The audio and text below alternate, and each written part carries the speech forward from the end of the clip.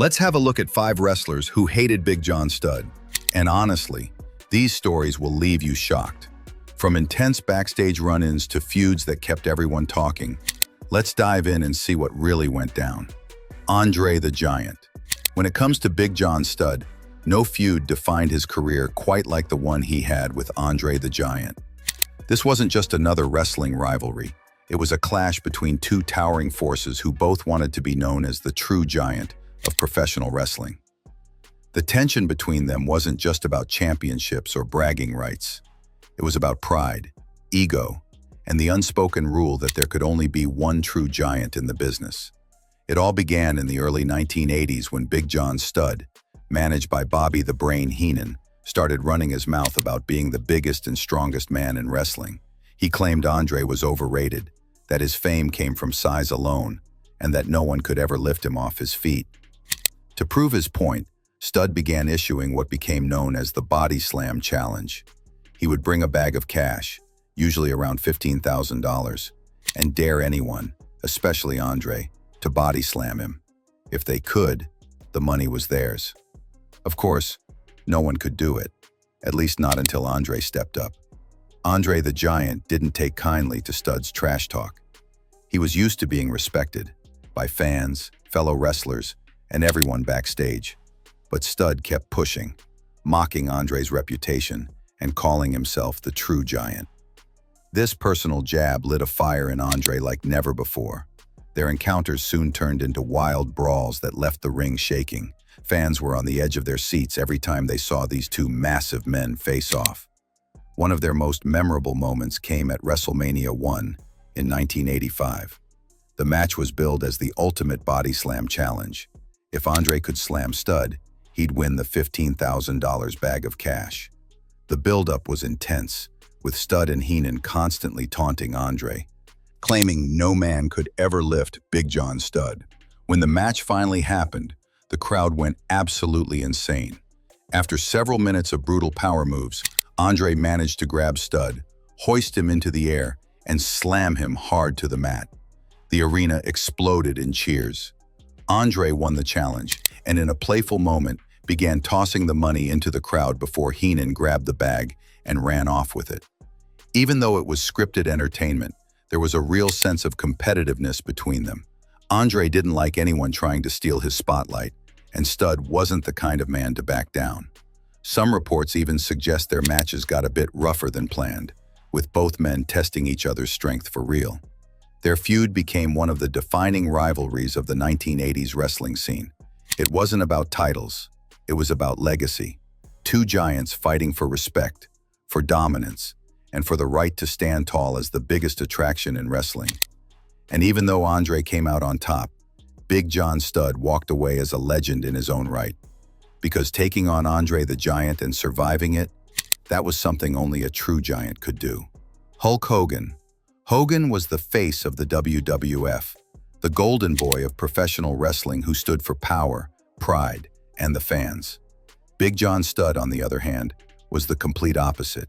He was the towering, cold-hearted villain, backed by Bobby the Brain Heenan, and his mission was simple: take down Hulkamania once and for all. Their feud really picked up steam around 1984-1985, when Hogan's popularity was at its absolute peak. Vince McMahon was building Hogan into a superhero figure who could defeat any monster that stood in his way. And Studd fit that monster heel role perfectly. With his massive 6'10" frame and intimidating presence, Studd looked like the one man who could actually overpower Hogan. And Bobby Heenan made sure to stir the pot even more, promising fans that his man, Big John Studd, would finally destroy the so-called immortal Hulk Hogan. Their early encounters were brutal and physical. Studd would dominate much of the match using his strength, tossing Hogan around like a rag doll, choking him against the ropes, and slamming him repeatedly to wear him down. But Hogan, being the crowd favorite, would always fight back, feeding off the energy of the fans. The formula was classic, but it worked. Every time Hogan started hulking up, the arenas would erupt, and Studd's frustration would grow. What made their rivalry interesting was that it wasn't just about one match. It represented the larger war between Hogan and the Heenan family.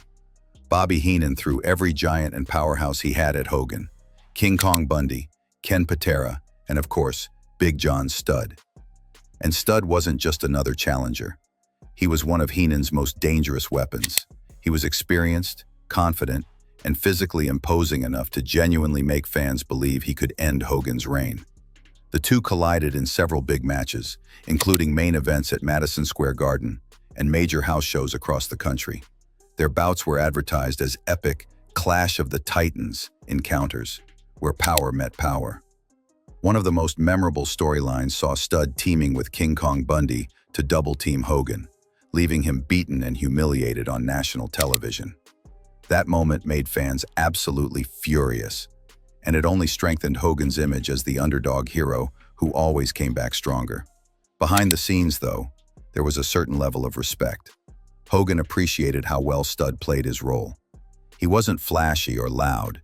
He was intimidating, believable, and completely committed to being the bad guy. Studd's slow, methodical in-ring style helped make Hogan look even more resilient, and that was exactly what the WWF wanted for their champion. Their feud eventually died down as new villains came along, but the Hogan-Studd rivalry played a big part in solidifying Hogan's image as the ultimate hero of the 1980s. Every superhero needs a villain, and Big John Studd was one of the most convincing ones Hogan ever faced. The sight of those two giants staring each other down, Hogan flexing for the crowd while Studd glared with cold fury, became one of those unforgettable images from the golden era of wrestling. Hillbilly Jim. It all began when Studd and Heenan started openly mocking Hillbilly Jim's southern roots. They laughed at his overalls, his accent, and his good-natured personality. To them, he was a joke, someone who didn't belong in the same ring as real wrestlers like Studd. Heenan especially took things too far, calling Hillbilly Jim a barefoot bumpkin and saying he belonged on a farm, not in the WWF. But what Heenan didn't realize was that Hillbilly Jim had a huge following. Fans loved the guy because he was genuine. He wasn't pretending to be tough, yet he always stood up for himself. When Hillbilly Jim finally got tired of the insults, he decided to challenge Studd head-on. That's when things got interesting. Everyone knew Studd had the size advantage.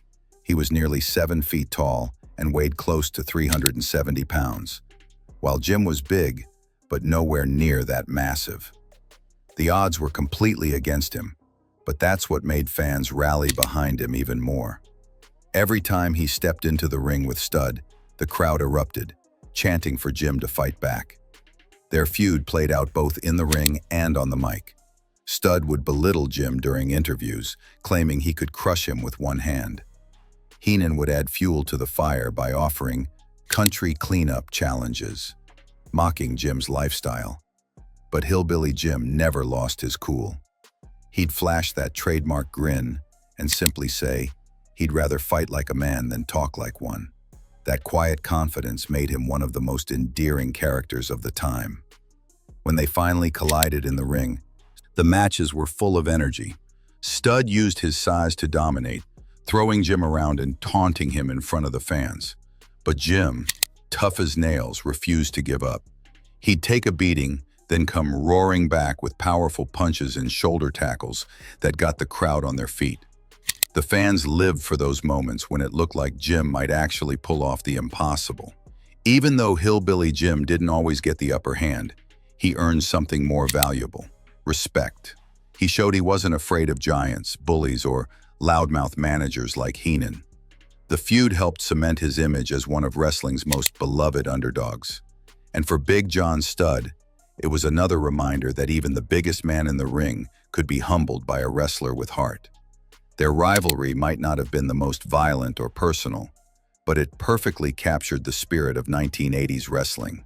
The larger-than-life characters, the simple good versus evil storylines, and the kind of crowd energy that made every match feel special. Hillbilly Jim didn't need to beat Big John Studd to win the fans over. Just standing toe-to-toe with him and refusing to back down was victory enough. Ken Patera. At first, everything seemed to click. Heenan had brought them together to create his perfect team of muscle. Two massive men who could outpower any opponent. They worked well as a tag team, especially in the early 1980s, using brute strength to overwhelm their rivals. Their teamwork was simple but effective. Patera, the Olympic weightlifter, brought raw athletic power, while Stud used his incredible size and ring presence to intimidate.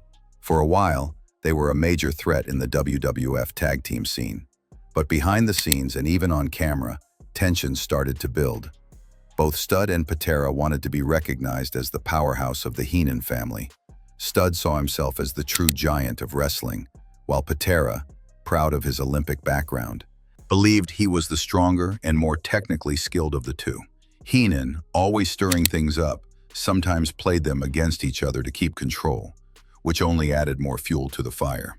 Eventually, their partnership fell apart. Ego took over, and neither man wanted to play second fiddle. The storyline played out perfectly. Two former allies turned bitter rivals, each trying to prove who was the true alpha. Their split shocked fans because the Heenan family had always been seen as a united force, but this time, even Heenan couldn't keep the peace.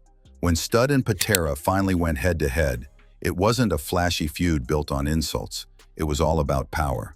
Their matches were hard-hitting from start to finish. You could feel the tension every time they locked up, as if both were trying to prove something real. They traded slams, bear hugs, and brutal strikes that showcased their strength. It wasn't about technical wrestling. It was about dominance. Each man wanted to show that he was stronger, tougher, and more deserving of the spotlight. Although their feud didn't last very long, it left a strong impression because it felt real. Fans could sense that there was genuine pride on the line. These weren't just two wrestlers following a script. They were two massive men fighting for respect. In the end, both men moved on to other storylines, but their brief rivalry showed what happens when two egos that big can't coexist. For Big John Studd, the feud reminded everyone that even within the Heenan family, loyalty only lasted as long as ambition allowed. And for Ken Patera, it was another chance to prove that he wasn't just a sidekick. He was a powerhouse in his own right. Their clash was short-lived but unforgettable.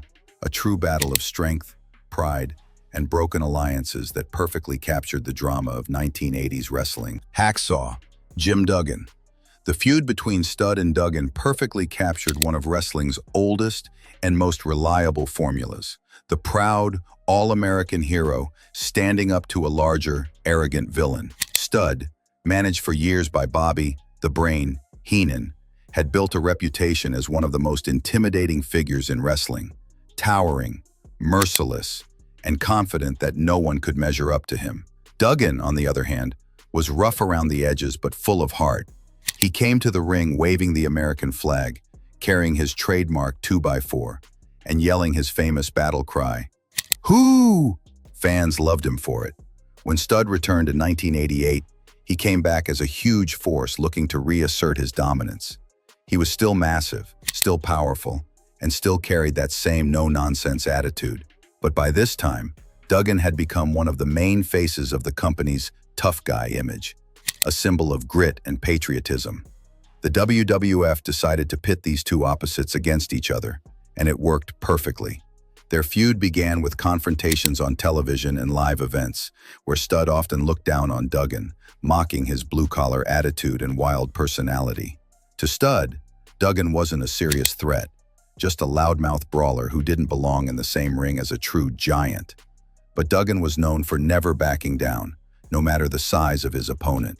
Whether it was King Kong Bundy, One Man Gang, or Big John Studd, Hacksaw would charge headfirst into battle, fists flying and flag waving high. The matches between them were classic power versus heart showdowns. Studd would use his size and strength to dominate, throwing Duggan around the ring like a rag doll. But Duggan's resilience kept fans on their feet. He'd absorb punishment, rally with his wild punches, and use his brawling style to wear Studd down. The crowd loved every second of it, chanting, "USA, USA," as Duggan fought back against the towering villain. Their rivalry also carried a symbolic weight. Studd represented the cold, imposing, old-school heel, someone who saw himself as above everyone else. Duggan, meanwhile, embodied the spirit of the everyday man, scrappy, loyal, and always willing to fight for what's right. Every time he faced Studd, it felt like a moral victory for the underdog, even if he didn't always win. And that's a wrap for today's video. Don't forget to hit that like button, subscribe to the channel, and we'll catch you in the next one. See you soon, bye.